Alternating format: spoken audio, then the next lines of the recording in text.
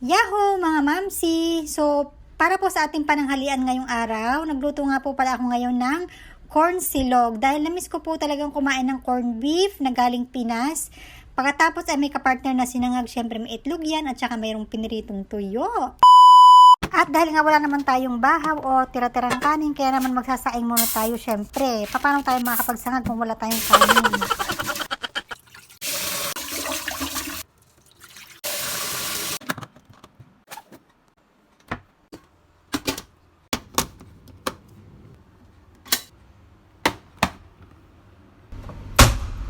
So dito mga mamsi, habang nakasalang syempre yung ating sinaing ay maghihiwa na tayo dito ng bawang at sibuyas na gagamitin natin sa ating sinangag at sa ating igigisa na corned beef.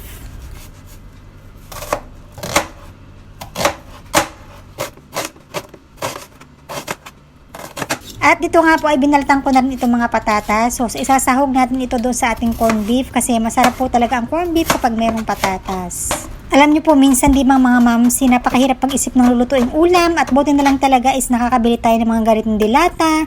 So tayo na lang yung mag-a-adjust or tayo na lang yung mag-a-add kung anong babayang ilalagay natin para mas dumami at para mas masarap yung ating lulutuing ulam. So ito na nga pala yung aking corned beef, Argentina yan. So binili ko nga pala yan sa isang Filipino store dito sa Malaysia. So dito nga sa isang kawali, una ko nga ginawa syempre, magpiprito ako dito ng sunny side egg. So sa same na pan pa rin, igigisa ko muna itong mga patatas para maluto. Para mamaya ay luto na siya kapag nilagay na natin yung ating corned beef. So naglagay na rin pala ako dito ng bawang para sabay na yung maluto. Ayan. At kapag luto na nga yung patatas, so inilagay ko na rin itong mga sibuyas. Dahil ang gusto ko dito sa sibuyas yung hindi masyadong overcook. Kaya naman inilagay ko na agad dito yung aking corned beef. So parang siksik talaga nitong Argentina. Tsaka namiss ko po talaga kumain ng Argentina corned beef mga mamsi. At naglagay din nga po pala ako dyan ng konting tubig para hindi naman masyadong dry yung ating lulutuing corned beef. So dito syempre ay tinikman ko muna kung ano ba yung lasa.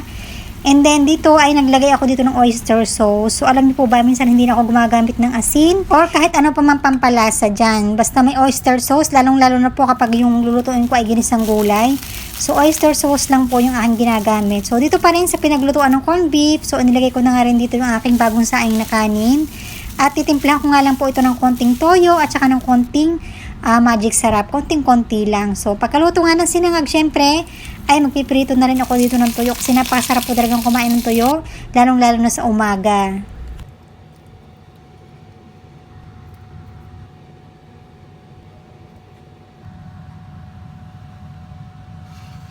Yahoo! Wow na wow! At ito na nga po, ready na po yung ating aalmusalin ngayong araw.